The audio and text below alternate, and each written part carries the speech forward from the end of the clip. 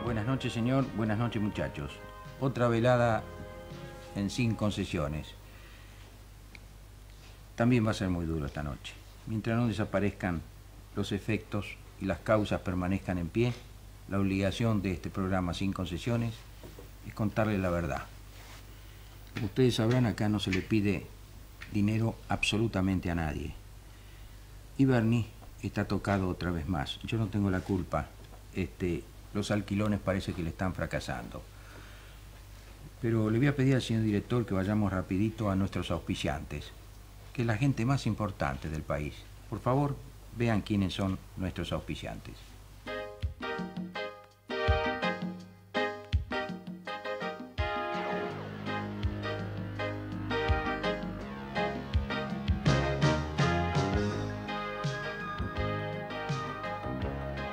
De carenciados que apenas sobreviven.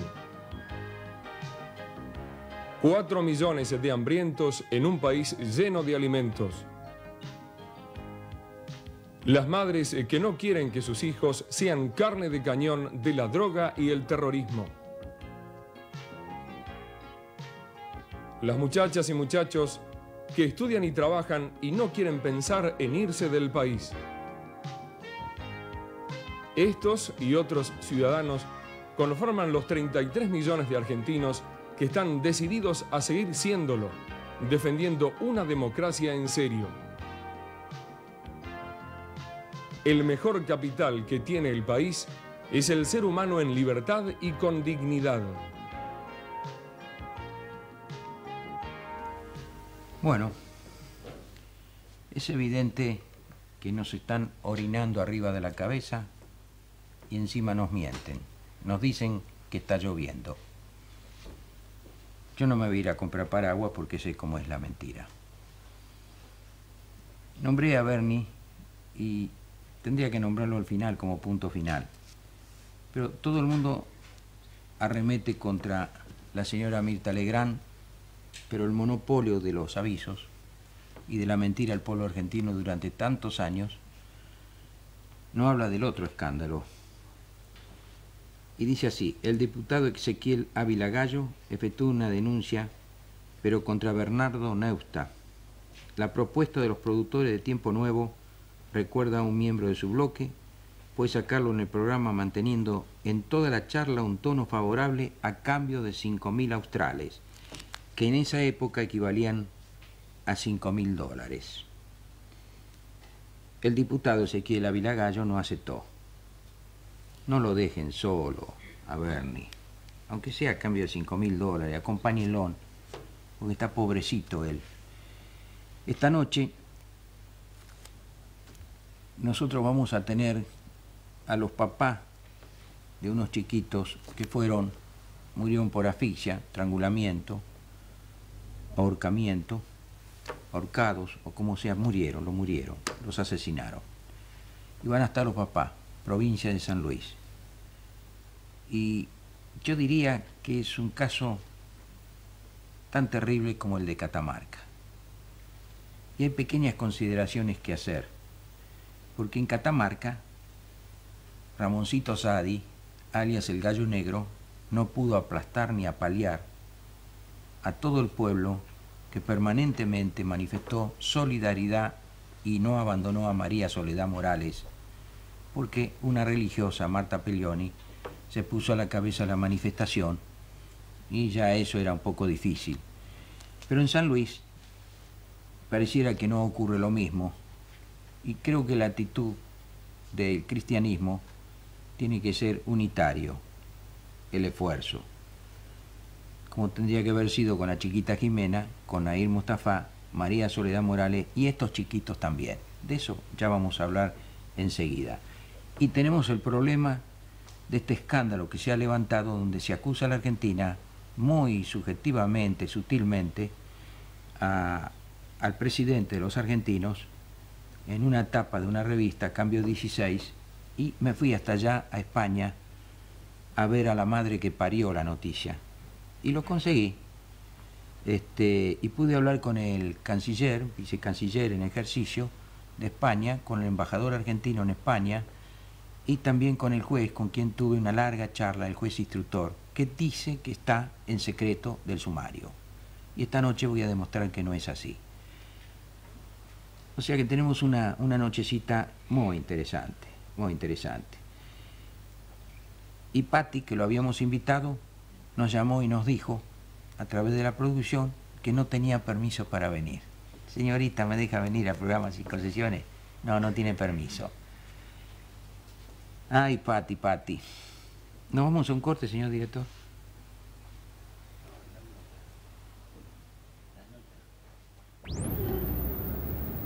Buenas noches, señora. Buenas noches, señor. Buenas noches, muchachos. Esta noche, sin concesiones, va a ofrecerles a ustedes la palabra del representante de nuestro país en Madrid, España. Estamos en territorio patrio.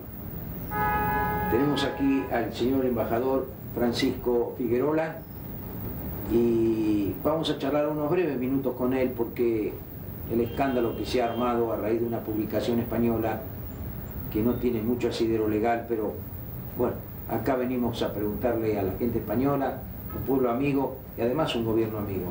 Buenas noches, señor embajador. Buenas noches, amigo Kelly, encantado de verle. Yo quisiera que usted expresase al público argentino qué es lo que está sucediendo en estos momentos, hasta dónde llega la verdad y dónde llega la mentira. Con mucho gusto.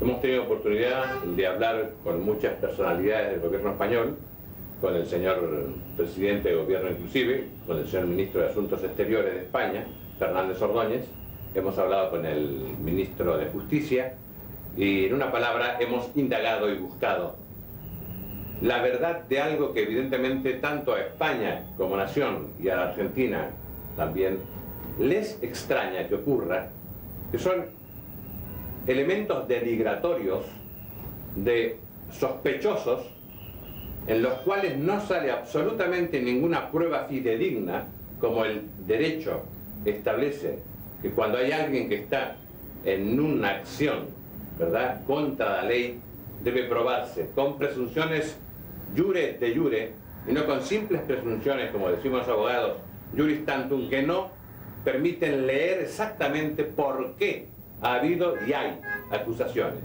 Como usted sabe, amigo Kelly, ha salido en una revista de Madrid, de gran tiraje, ¿verdad?, algo muy sensacionalista que me ha llevado también a hablar con el presidente, el director y los colaboradores de esa publicación para ver hasta qué punto, si hay secretos de sumario en investigaciones que se realizan por la justicia española, en la cual creemos, como hemos publicado en la carta del día de hoy, en esa misma publicación Cambio 16, si hay algo que nos permita a todos nosotros saber una verdad que es deleznable, porque una verdad que entra en lo que se llama tráfico de drogas a españoles y argentinos nos molesta, nos produce realmente inquietud, y cuando vemos que hay, ¿verdad?, nombres sin ningún asidero legal que salen públicamente, nos molesta mucho más. El gobierno de España en esto ha sido muy concreto y muy claro. Ha dado su apoyo al presidente Menem por un lado, ha publicado un magnífico comunicado que ha salido por la agencia EFE ya hace 6 días, ha dado también a la prensa la seguridad de que lo que se escribe y se ha escrito sobre eventuales situaciones delictivas de eventuales personas, si no tiene asidero jurídico, no tienen valor. Y hemos quedado contestes en que el día que aparezca algo que realmente, ¿verdad?, España y Argentina estén en contra, lo publicaremos también, porque ni el presidente de la Argentina ni el presidente de España quieren que se apañe a nadie que esté en cosas delictivas, en cosas que hacen un daño enorme y que además afectan algo que es fundamental, mi querido Kelly, usted lo sabe, que es el derecho a la libre expresión de las ideas. En Argentina el artículo 18 de nuestra Constitución defiende tremendamente ese derecho y en España también la Constitución española lo defiende. He hablado yo con el juez que está investigando temas conexos a los que en alguna medida se han filtrado, no se sabe por dónde, a la prensa. Y el señor, ¿verdad?, juez, está preocupado como estamos nosotros, porque no hay pruebas que permitan decir ni señalar realmente responsables de elementos que son muy graves. Y entonces nos preguntamos todos, y le digo yo a mis amigos argentinos, ¿hasta dónde está la defensa de la libertad de prensa y hasta dónde se pasa ese límite en la difamación gratuita? Ese pequeño, digamos, límite es el que nos molesta a quienes defendemos la honradez, la veracidad y la actitud seria de los hombres que trabajan por el bienestar de ambas naciones. Y el señor canciller de España, Fernández Ordóñez, ha dicho públicamente, y esto me honra en poder decirlo a los argentinos, que se va a buscar hasta las últimas consecuencias por dónde han salido estas filtraciones, lo mismo que me ha dicho a mí el señor juez, a fin de evitar que las relaciones entre España y Argentina se vean afectadas por sensacionalismos que podríamos denominar muy baratos, de prensa amarilla que realmente aparenta serlo, y que deseo sinceramente se aclare para que quede en forma definitiva y contundente que la figura de nuestro excelentísimo señor presidente de la Nación Argentina es la figura proba, honrada, que todos conocemos, y a quien, como también me lo han dicho quienes he nombrado antes, nadie puede señalar nada más que como un gran reformador, un gran hombre que trabaja por la transformación de la patria y un hombre muy respetado en España. Bueno, fíjense, amigos de Sin Concesiones, usted señora, usted señor, ustedes muchachos, las palabras del señor embajador, representante de todos nosotros aquí en Madrid, España, y yo termino recordando algo muy importante. Esto, más que un hecho jurídico, es un hecho político. Algo están cobrando aquí en Europa y en otros lugares del mundo, una izquierda a contramano con su muro derribado en Berlín, su pacto de Varsovia terminado y una Europa oriental asolada y pidiendo capitales a Occidente. Pero el libro de Arthur Koestler, En Cero y Infinito, dice una cosa muy clara. Depende de qué lado del alambrado se esté para que uno sea un patriota o un delincuente. Yo creo que los delincuentes están atacando a nuestra Argentina, que ha entrado en un mundo de total libertad y ha ingresado a ese mundo con dignidad, y nos la quieren hacer perder a través del otro alambrado, del alambrado de los delincuentes. Nos vamos a un corte, señor director.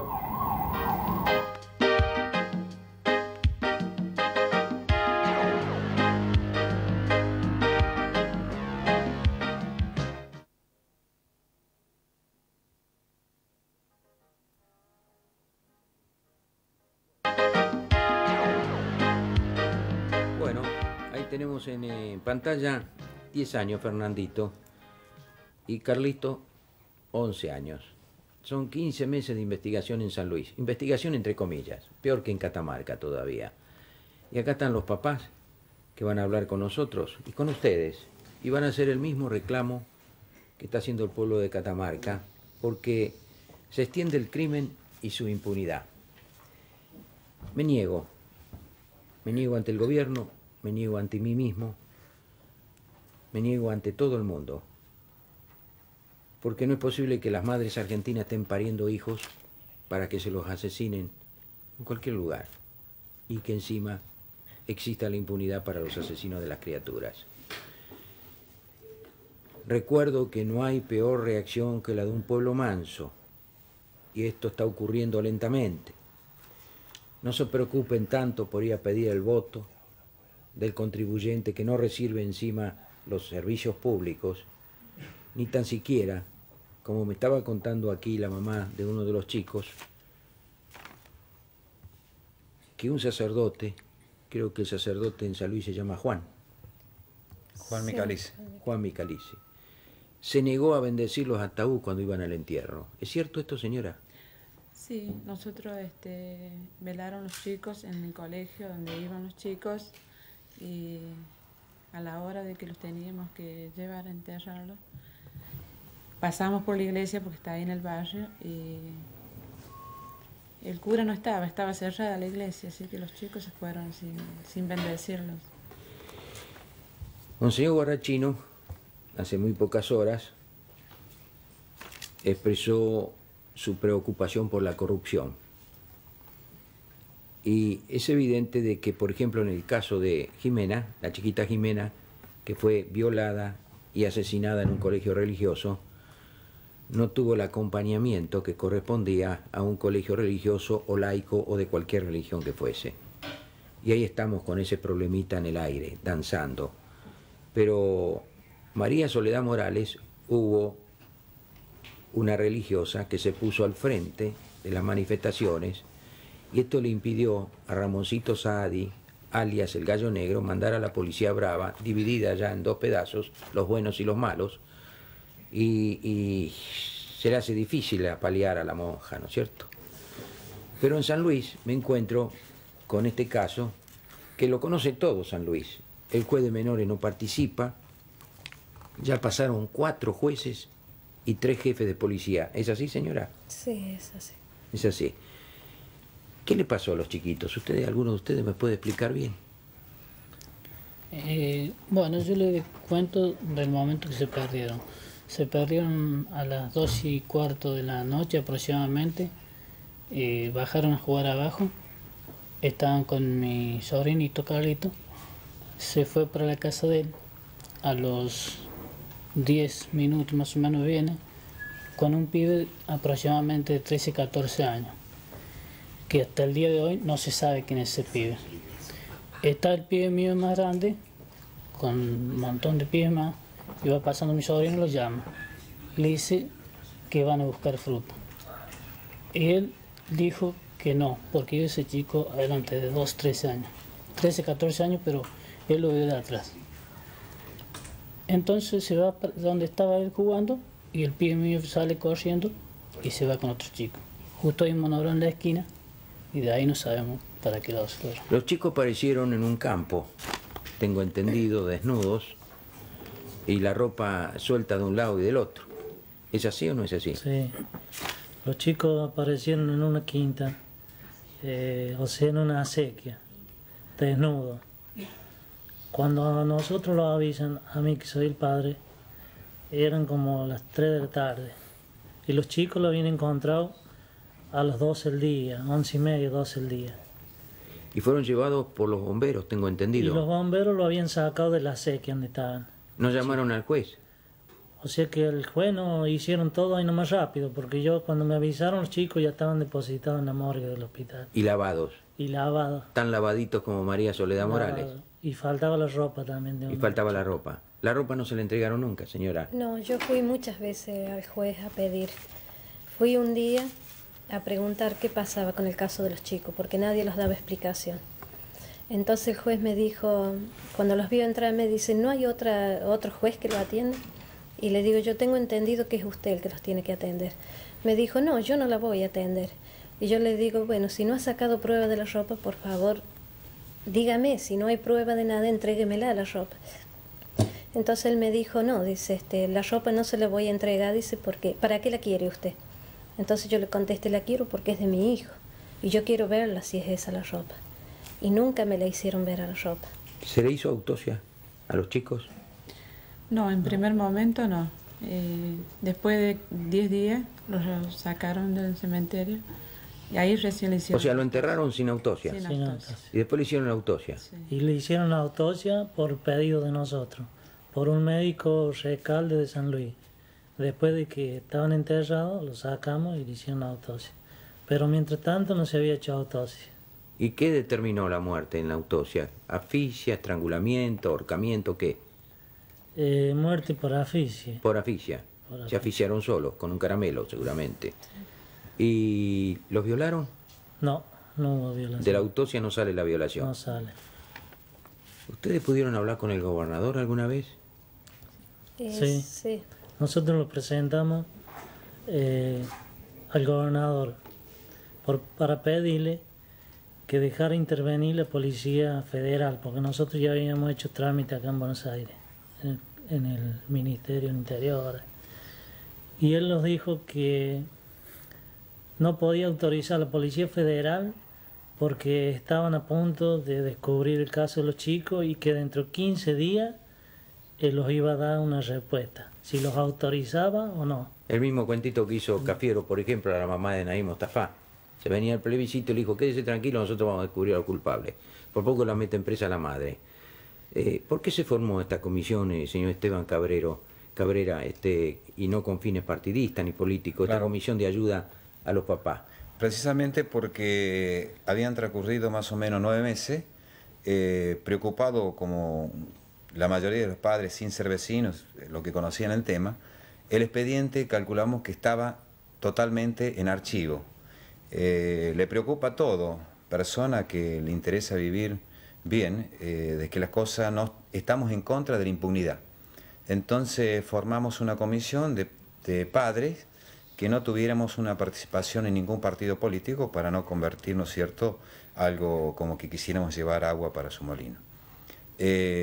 Comenzamos a averiguar qué es lo que pasaba y nos encontramos con una terrible anormalidad que quizás es un poquito común que ocurra esto en San Luis.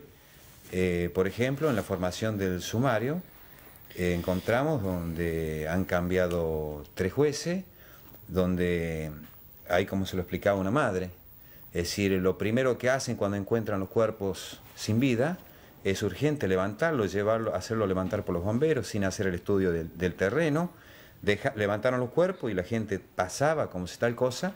Es decir, nosotros veíamos como si la justicia no le interesaba buscar prueba. Aparte, los jueces intervinientes no actúan de oficio. Es decir, nosotros vemos el caso de Catamarca, de que el juez Ventimiglia está constantemente, es un juez que él lleva la investigación. Es decir, lo normal de todo juez penal es una tarea investigativa, no es recepcionar una documentación simplemente. Sí, un juzgado de instrucción que instruye la causa. Instruye la causa.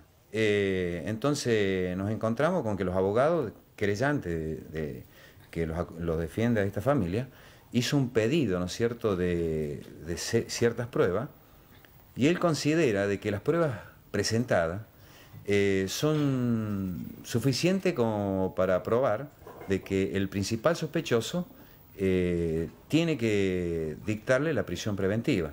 No solamente lo considera él, sino la Fiscalía. El juez directamente no le da lugar, ni siquiera fundamenta, porque lo lógico sería que fundamentara, no da lugar por tal y tal motivo. Entonces, es lamentable esto. Nosotros nos hemos puesto para apoyarlos a ellos y ayudar para que esto se aclare. ¿Cuántos hijos le queda a usted, señora, ahora? 3 me quedan. ¿Y a usted, señora? 3 hijos. 3. ¿Tiene miedo por los 3 hijos que quedan cada uno de ustedes? Sí, tenemos miedo. ¿Los papás también? Sí. También. Allá ustedes viven de empleo público, seguramente. Empleo público. Son empleo público. Sí. Por tanto, a votar por el patroncito, el latifundio. Si no, quedan cesantes, como está ocurriendo en Catamarca ahora. Un poco esto es así. ¿Está amenazada la prensa en San Luis? Sí, no diría amenazada. Yo digo que hay prensa, por ejemplo. La mayoría es del Estado. Es una propaganda total del gobierno de la provincia. ¿Hay escuelas? Es un drama terrible el asunto que no tenemos banco, los chicos que tienen que entrar a primer año, es un drama. Con respecto, no quiero dejar en claro de que es normal las amenazas. Los abogados anteriores, porque tuvieron 3 abogados, la familia esta, y todos acusan de que existen amenazas. El abogado que los patrocina en estos momentos es Miguel Agunde, el cual ha recibido amenaza telefónica. Yo traje un papel, ahí está de puño y letra de él, y está al servicio de cualquier organismo periodístico para venir acá y comprobar de que él recibe amenaza. Entonces nosotros nos hemos puesto de pie y queremos de que la prensa le dé la misma importancia que le da a Catamarca, porque este caso es mucho más grave que Catamarca. No, lo grave es que, por ejemplo, Monseñor Guarachino, que yo lo quiero mucho, lo respeto mucho, pertenezco a la Iglesia Católica, respeto a todas las demás iglesias, todos los credos deben estar en pie frente a la violación de los derechos humanos, sobre todo las criaturas. Yo recuerdo cuando una patota la golpeó y la desmayó a la hija del señor presidente, a Zulemita, ahí en la Recoleta, se salvó de un hecho mayor porque estaba custodiada. No todas las criaturas pueden estar custodiadas, pero creo que la carátula que se les puso a los agresores fue bastante dura. Yo creo que es hora, señor presidente de la República, si nadie se lo informa, sin concesiones se lo va a informar. Este es otro acto de corrupción. Y yo le pido al padre Juan que no cierre la iglesia porque se le está pidiendo agua bendita. Y es obligación de acompañar en un ataúd para una muerte cristiana que no fue tan cristiana, que usted también haga lo de la Marta Pelloni, padre. Y si no le gusta, váyase de ahí de San Luis. Que vaya un cura combativo. Cristo era combativo. Echó a los fariseos del templo a latigazos. No es posible que sigamos en el silencio. Y si no, nuestra iglesia no sirve nada más que para el óvulo.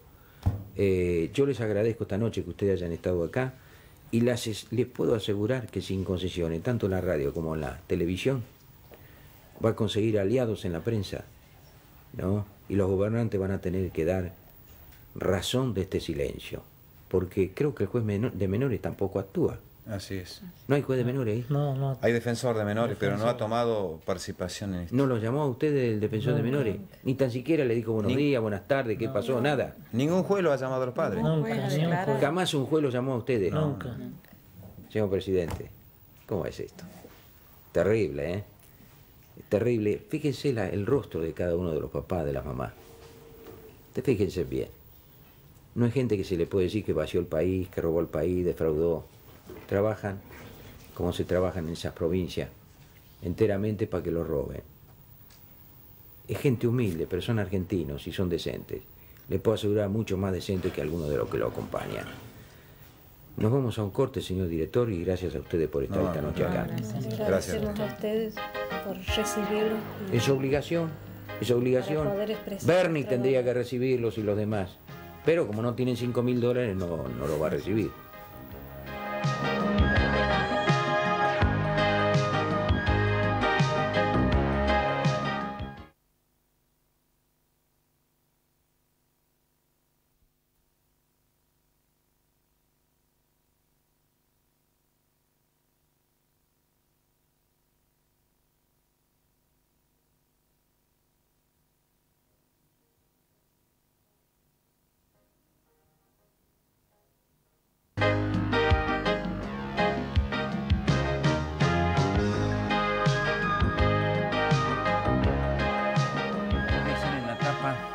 La revista, fíjense en la imagen, está el juez Garzón a cargo de la investigación de 540 kilos de cocaína encontrada en un yacht, en un barquito, en donde la revista Cambio 16,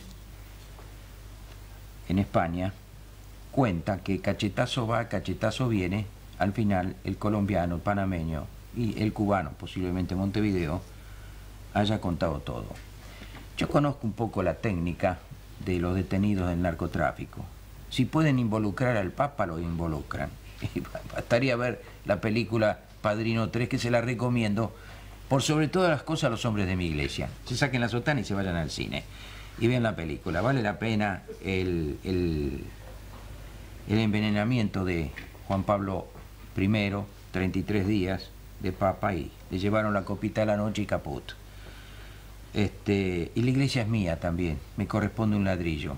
El Papa no es más dueño que yo. Y además los dos vamos a ir al infierno, o al purgatorio, o al cielo. Allá nos encontraremos y discutiremos esto. Pero, tosudo, no sé de qué se trata, pero me opongo. Me fui a España y tengo por parte materna el Varela gallego. ¿No? Y les hice el chiste de entrada, porque le dije, ¿vieron el último cuento de los gallegos? Le digo, tiene el cerebro así. Y entonces Algarañaz, que es uno de los que escribió esta basura, dice, ¿y qué significa eso? Y que tiene el cerebro hinchado, ¿no? Entonces, no sabía si reírse o tirarme un cenicero por la cabeza. Pero le dije, quiero hacerle una nota, ¿no?, que me la hagan a mí, bajo las cámaras de televisión, para enseñárselas al pueblo argentino, en una nota parida en la madre patria, aquí en España, le dije. Bueno, mire, nosotros los dueños de Cambio 16, no, pero vamos a hacer una cosa. Vamos a hacer que la nota la haga usted con Rubio y Celada, que son los dos periodistas que trabajaron en esto. Ustedes van a ver la nota ahora y van a entender que no hay ninguna sutileza de parte mía y hay un enojo muy disfrazado, maquillado, así a la ligera, porque yo hablé con el juez mucho tiempo, antes de ir a cambio 16. Y el juez le pregunté si podía hacer una nota. Me dice, no, porque estamos en secreto sumario. ¿Podemos tomar una foto, una fotito usted y yo? Dice, no, porque estamos en secreto sumario. Dígame, si está en secreto sumario, ¿me podría decir vuestra señoría cómo es posible que la revista Cambio 16 dé nombre, apellido, fecha, esto o el otro? Y cachetazo va, cachetazo viene. Es decir, un juez de instrucción no puede dejarse robar el secreto sumario. Entonces me dice, no, la policía, dice, usted sabe cómo es, algún abogado, pero si hay secreto sumario, el abogado no se puede meter ahí. Porque la ley no es tan diferente entre la Argentina y España. Es más aún, nosotros nos manejamos con la ley de la encomienda, el código de ustedes que lo teníamos que haber tirado al mar hace tiempo. Pero en el Congreso todavía está la reforma del Código Penal. Y me dice, ¿usted asegura que los nombres que están ahí son los responsables? Me dijo, sí. Y si salen de vuestro país, los vamos a detener. Ah, pero no los puede detener adentro de mi país. No les puede pedir la extradición. Y me dijo, no. Entonces yo, que conozco un poco el Código Penal, le dije, pero usted seguía por las declaraciones del panameño, el colombiano y el cubano. Bueno, sí, y además grabaciones telefónicas. Pero son prueba en España las grabaciones telefónicas. Y es prueba de que en una etapa como Cambio 16 salga el presidente de la República con la señora, tenga problemas o no tenga problemas. ¿Quién no ha tenido problemas de nosotros con nuestras respectivas mujeres y nuestras respectivas mujeres con nosotros, no? Y abajo el engaña pichanga.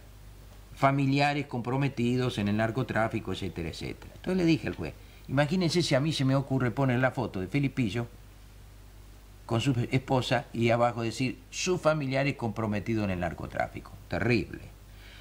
Entonces, vamos a la nota, señor director, por favor, pongamos la nota, escuchémosla atentamente, porque ahí está la clave de todo. Señora, señor, muchachos, sin concesiones a través de ATC Color, sigue en España. Y sigue en España y viene en busca de una noticia justamente donde se originó la noticia.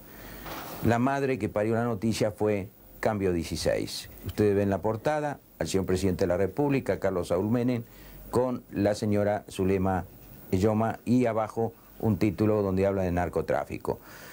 Este es el motivo que me trae aquí a España, a igual que haber conversado ayer 55 minutos con el juez de instrucción de la causa y también molestar a los colegas de Cambio 16, el señor Cerdá y el señor Rubio, que tengo entendido que son los autores de la nota. Efectivamente, somos los autores del reportaje de investigación que salió la semana pasada en Cambio 16 sobre el tema de la presunta implicación de los señores Amira, Karim Yoma, Ali Ibrahim y el señor Mario Caserta en un tema de narcotráfico.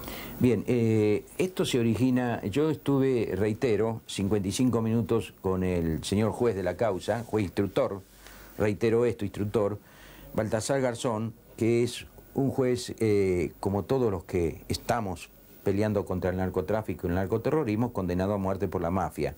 O sea, en principio hay una identificación ética y moral con respecto a esto. Esta noticia que ustedes consiguieron conjugar de alguna manera es producto de la conversación con el juez Garzón y o con el Ministerio de Relaciones Exteriores. No, ni lo uno ni lo otro. Tú sabes que la primera premisa de un periodista es guardar las fuentes de información. Esta información que hemos publicado Antonio Rubio y yo en Cambio 16 es fruto de un largo trabajo que se produce desde el mismo momento que la policía española interviene en Cabo Verde 500 kilos de cocaína y detiene a una serie de narcotraficantes internacionales. A partir de ahí comienza una larga investigación que nosotros paso a paso la vamos siguiendo según nuestros medios y según nuestras fuentes, y el resultado final fue el reportaje que publicamos la semana pasada en Cambio 16. Bien, esto indica en principio que el presidente de la República Argentina, de mi patria, Carlos Saúl Menem, ¿tiene algo que ver en el tráfico de drogas? En ningún momento se indica que el señor Menem tenga nada que ver. Si se lee atentamente el reportaje, en ningún momento se involucra al señor Menem. Simplemente Bien. Se dice familiares del señor Menem, y tanto en cuanto los señores Karim y Amira son cuñados del señor Menem, el contexto de la frase está totalmente correcto. Bien. Tenemos una similitud con el Código Penal y en instrucción el procedimiento, tanto la justicia argentina como la justicia española. Es más aún, nosotros nos manejamos todavía con la ley de la encomienda, un código que ustedes creo que ya tiraron al mar hace tiempo, y nosotros somos unos hijos retrasados de la madre patria porque todavía estamos con ese código que el Congreso tendría que haberlo reformado, cuyo proyecto está. Pero el tema es el siguiente, o sea, la redacción de Cambio 16 hizo una investigación paralela al juzgado de instrucción, o ustedes entregaron las pruebas que consiguieron como periodistas y ciudadanos españoles al juzgado de instrucción. No, el tema es fruto de un largo trabajo de Antonio Rubio y mío y de otros compañeros de Cambio 16. Nosotros, por nuestras fuentes y por nuestros medios, porque llevamos mucho tiempo en esta profesión y llevamos muchos años investigando el problema del narcotráfico internacional, al mismo tiempo que el terrorismo, como sucede contigo en Argentina también, que has trabajado profundamente sobre estos temas, nosotros accedemos a una información privilegiada y como periodistas que somos, la primera obligación de ese periodista es constatar, comprobar que la información que nosotros hemos obtenido es veraz e inmediatamente la publicamos siguiendo la primera pauta de un profesional, claro, que es dar la información a la opinión pública. Yo apelo siempre en la encuesta periodística a conseguir la documentación real. Me presento a la justicia, como periodista no dejo de ser ciudadano, y presento a la justicia como corresponde frente a un hecho criminal, delito de acción pública que debe ser puesto en brazo de la ley. Eso no inhibe a que yo publique lo que a mi juicio yo he conseguido, pero si no, uno corre el riesgo de convertirse en verdugo, fiscal y juez de sentencia en una investigación paralela. Que esto no sucede, y no sucede en este caso. Vamos a ver aquí. A lo largo de los muchos reportajes que puede hacer un periodista, unas veces es el propio periodista quien obtiene la información, quien obtiene las pruebas, quien obtiene los datos y se lo ofrece a la justicia, como usted o tú bien dices, y otras veces es cuando la justicia ha llevado muchos meses investigando por medio de un sumario la posible implicación de una serie de señores, y unos periodistas que su primera obligación es enterarse de lo que se cuece, no solamente detrás de los ministerios, no solamente detrás de los partidos políticos, no solamente detrás de la corrupción, sino también en lo que se cuece en los juzgados. Y la primera misión de un periodista, cuando sabe que esa información se ha investigado a nivel judicial y sabe que es cierta y que el propio juez y la propia Audiencia Nacional, y yo me imagino que a usted ayer también se lo confirmaría en su despacho, pues ha de alguna forma comprobado Cambio 16 de que la información que ha publicado es veraz, es cierta, y existe una investigación en estos momentos. Claro, para estos señores. En un juzgado de instrucción es lo mismo que en un juzgado de sentencia,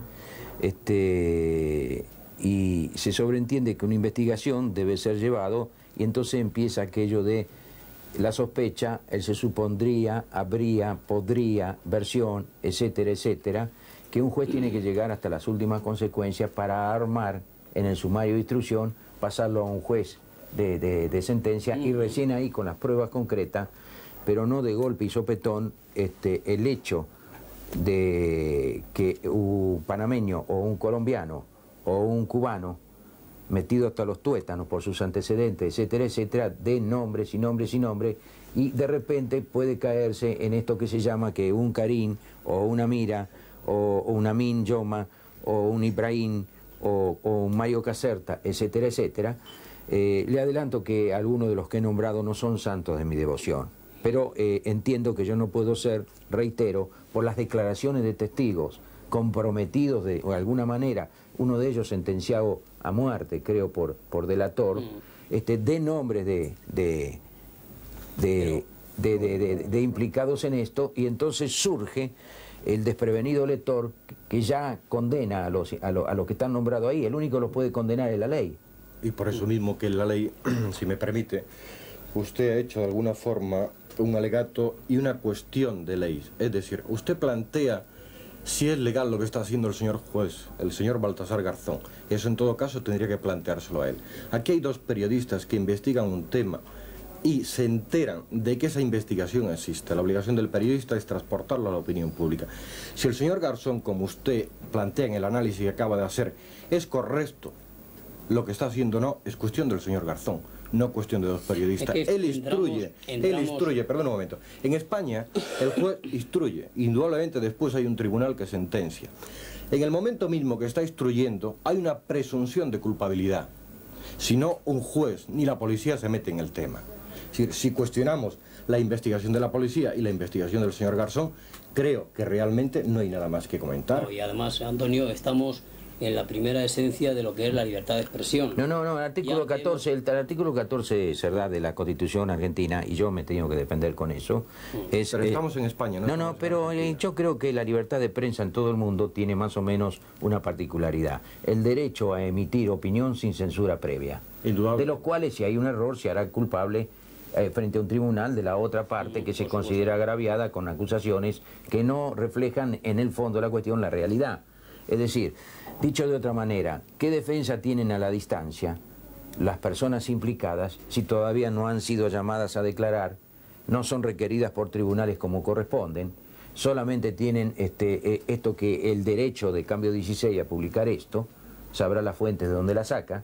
Indudable. Obviamente tendrá que haber una fuente. Yo creo que la fuente responsable tiene que ser o un juez, el Ministerio de Relaciones Exteriores también. Es una suposición que hace usted. No, por supuesto, pero tengo derecho como periodista a hacerla también, ¿no? Indudable, ¿no? Pero ocurre que todo ese tipo de consideraciones que hace usted se escapan a lo que es la labor del periodista, que es informar a la opinión pública, y en este país, afortunadamente, me imagino que en Argentina también, no existe ni censura previa, no existen ni presiones, a veces sí las existen, por supuesto, los estamentos políticos intentan por todos los medios, pero la prensa cumple también su misión. En este caso no ha habido opinión, sino ha habido información, e información constatada e información judicial.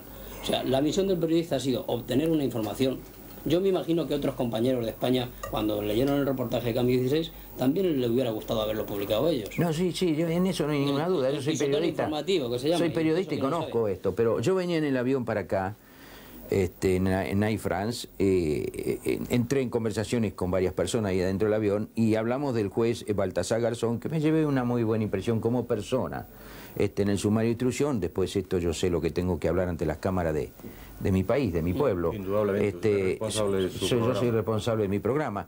Pero me decían de uno de ellos que tenía parientes también comprometidos en la droga y moralmente tenía familiares muy directos que eran irresponsables. Yo le miré la cara a la persona, sí, por Baltasar Garzón. Que los familiares del señor Garzón están metidos en la droga. Escuche. Eso simplemente es una falacia. Bueno, yo pensé... Una campaña difamatoria contra un juez que ha demostrado al 100% ser un hombre puro, honesto y honrado. Yo pensé lo mismo, Yo solo digo y se lo testifico aquí. No, yo pensé lo mismo, pero dije, ¿se podría poner al señor Garzón con sus familiares en una foto que no tiene nada que ver él en la cuestión de la droga porque tenga algún familiar que esté comprometido en algo inmoral? Subjetivamente hay algo de eso. No, pero comprenda, usted ahora, yo no creo en jueces buenos ni malos, no creo en jueces extraordinarios, no creo en policías extraordinarios, creo en la justicia y que todos los jueces son iguales. Bueno, todos los jueces son iguales y esa es la ley, esa es la justicia. Pero dentro de un rato, cuando terminemos de hablar con Pablo Broder, un amigo economista, que vamos a tener una conversación importante sobre la economía, ustedes se van a encontrar con una sorpresa. En la revista Cambio 16 dice: Baltasar Garzón ha remitido parte del expediente al Ministerio Español de Asuntos Exteriores. Y ustedes, después de la charla que vamos a tener con el señor Broder, van a escuchar al vicecanciller, el embajador Inocencio Arias, lo que dice y el mensaje que le manda al pueblo argentino. Y entonces ahí nos vamos a encontrar, después de ese bloque, yo les voy a decir el lobby que hay en el exterior para terminar con la democracia argentina y que se produzca el tercer golpe. Como lo hicieron con Ilía y lo bajaron. ¿Quién fue el responsable? Y quién fue el responsable de que viniera Viola, Videla y Macera y toda la sarta de criminales de guerra. Y ahora quieren hacer la tercera cosa. Por tercera vez, el mismo personaje. Quédense hasta el final. No les voy a pedir que no me dejen solo porque yo no soy Bernie, ¿eh? Pero nos vamos a un corte, por favor.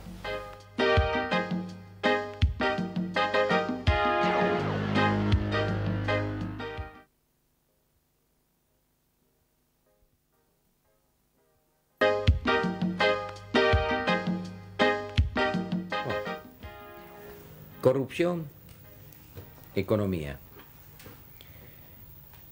Yo estoy plenamente convencido que la gente podría soportar todavía hasta un 1% de ajuste.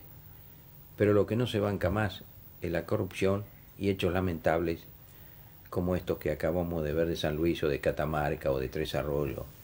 Terrible. Yo tengo conmigo, buenas noches, Pablo Broder. ¿Qué tal? Un hombre que de economía sabe bastante.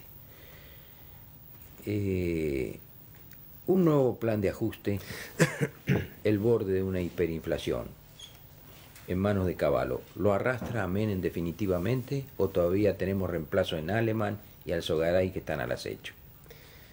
Hable con tranquilidad, el programa y el micrófono es suyo. Gracias, pero es una pregunta brava que, por supuesto, excede mi posibilidad de respuesta directa. Yo creo que cada vez los plazos se acortan más, cada vez las situaciones son más límite, de modo tal que a medida que van avanzando los sucesivos planes de ajuste, es obvio que los tiempos se van acortando y los márgenes de riesgo se van agrandando. Usted me hacía una pregunta sobre si podían dar o no, o si había alguna posibilidad.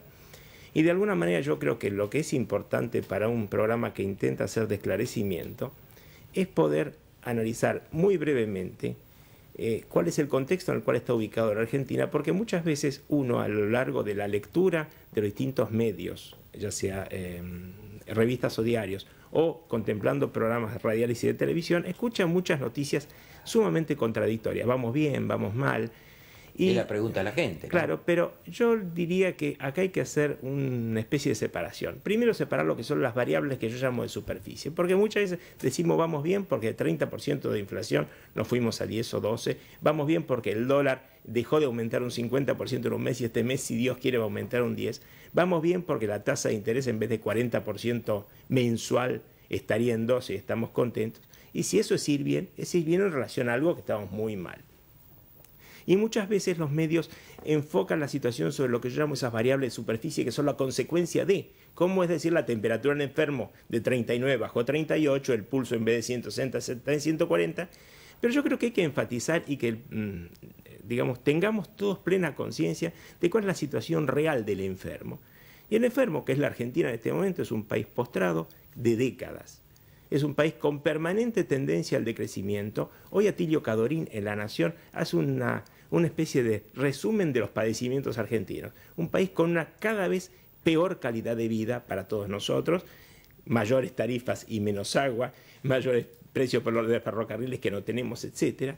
Pero es un país que está decreciendo permanentemente, que los niveles de inversión, que es la palanca del crecimiento para que usted, los señores, todos tengamos trabajo, existan, de alguna manera está en sus niveles más bajos desde el punto de vista histórico, donde cada vez hay mayor grado de desocupación humana y de desocupación técnica, y donde cada vez se agudizan, se hacen más presentes las tensiones sociales de lo que yo llamo repetidamente una torta, que es el Producto Nacional, que se va achicando cada vez más y donde cada vez los sectores lo que intentan es sacar un pedacito más grande.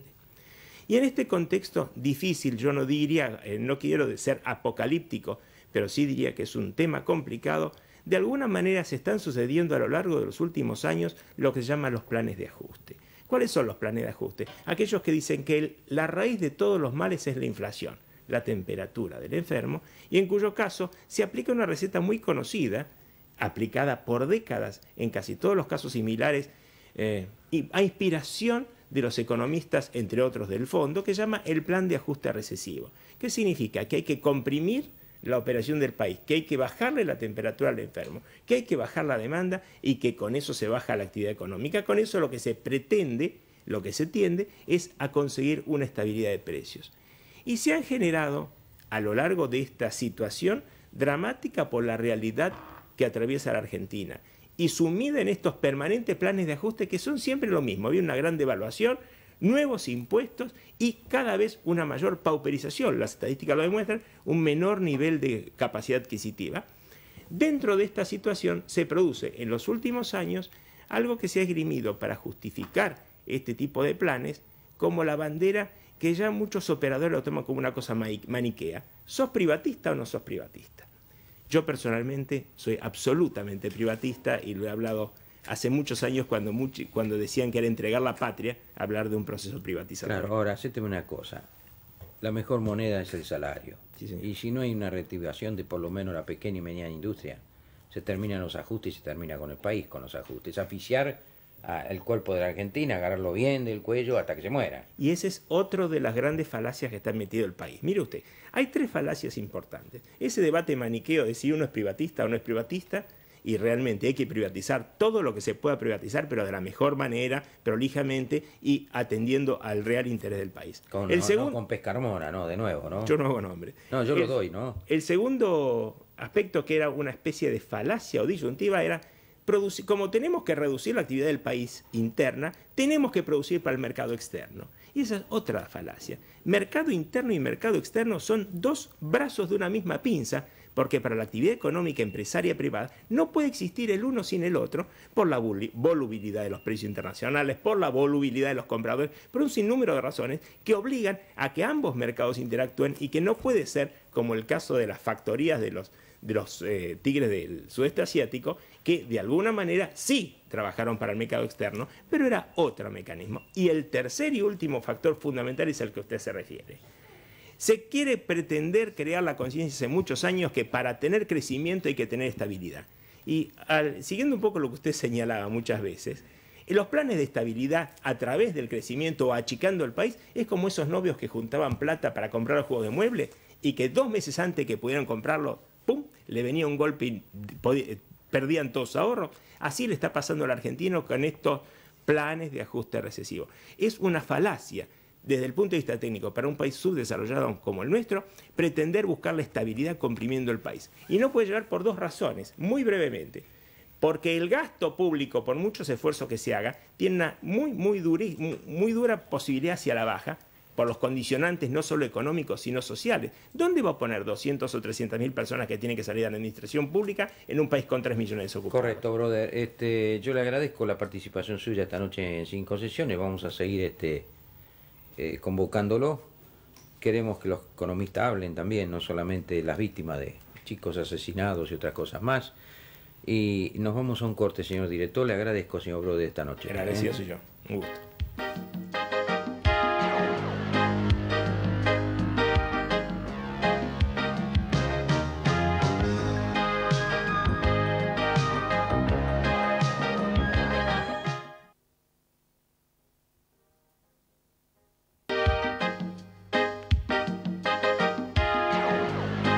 Por favor, prestemos atención ahora, inmediatamente se lo estoy pidiendo ya en cámara al señor director, la reunión que pude sostener. Concesiones se metió allí en la Cancillería y estuvo con el embajador, vicecanciller, porque el canciller no estaba en España, y escúchenlo ustedes, por favor, y ahí van a ver ustedes la falacia de cambio 16 y la mentira de que el Ministerio de Relaciones Exteriores español tuviera nota algo de parte del juez Garzón.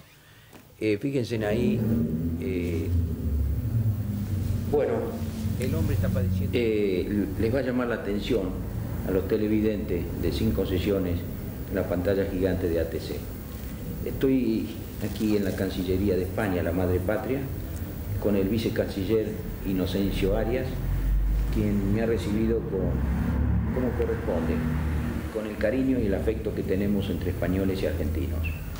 Y obviamente me trae algo bastante importante. Revistas como Spiegel, Paris Match o Cambio 16 han enturbiado el razonamiento con sus publicaciones, donde en el último número del Cambio 16, hablando de investigación de un juez que está en todo su derecho, y la prensa que es libre, pero ponen en la tapa al presidente de los argentinos y a su esposa, Zulema Yoma. Y quería venir a preguntarle al señor vicecanciller si hay algún material legal dentro de la Cancillería que justifique esta andanada que ha habido contra la Argentina por parte de esta publicación. No, a nosotros ningún juez español, ninguna audiencia o ni el Ministerio de Justicia no se ha dirigido a nosotros interesándose por el tema del que me habla, que publicó la revista española hace unos días. No ha hecho entrar en este ministerio ningún documento relativo a eso hasta la fecha, absolutamente nada. Bueno, porque fíjese que es fácil que si yo hago un programa de televisión o publico en mi revista, en la tapa, pongo a Felipillo con su esposa y abajo pongo investigado por narcotráfico, los parientes, esto, lo otro, y esto fuera distribuido entre el pueblo español, habría alguna duda, y una duda grave, y lo mismo le pasa al pueblo. Bueno, podría haberla en algún lector, pero no solo es que la Argentina cae respetada y apreciada, como usted ha dicho, sino que el gobierno español tiene unas magníficas, yo diría que excelentes relaciones con el gobierno argentino y con su presidente. Tenemos unas relaciones muy buenas, están en un momento excelente, y aquí hay un aprecio por la figura del presidente Menem, obvio. Bien, sabemos que estamos en la misma línea en la política exterior, así la actitud de la Cancillería frente a Saddam Hussein, la actitud de la Cancillería nuestra frente a Saddam Hussein,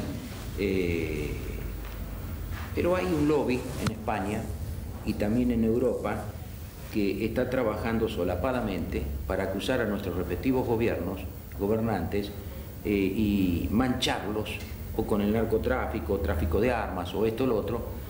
Mientras tanto ustedes están poniendo defensa frente a las declaraciones del pedido de exilio del embajador de Irak, donde se le han encontrado armas, y también ha dado una lista de terroristas, tengo entendido, que podrían cometer ataques aquí contra el gobierno, personalidades o el pueblo español.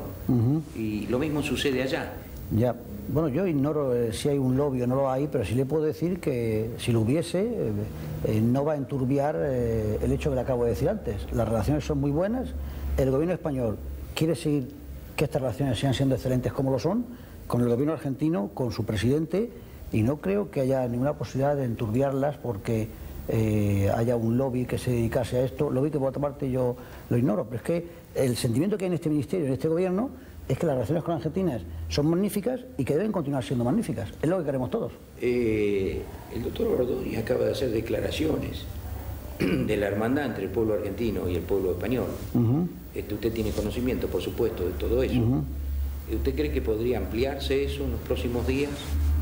Bueno, Argentina es un país con el cual España siempre ha tenido buenas relaciones, pero que todo lo que se haga para profundizarlas es poco. Toda vez que si usted ve una encuesta de los sentimientos del pueblo español hacia países extranjeros y hacia ciudadanos de otras nacionalidades, siempre Argentina, los países iberoamericanos en general son los que salen en cabeza de estas simpatías de los españoles, pero incluso dentro de los iberoamericanos, los argentinos están siempre en cabeza, siempre sale el primero, el segundo, el tercero, siempre están en la parte superior de la simpatía, la admiración de los españoles.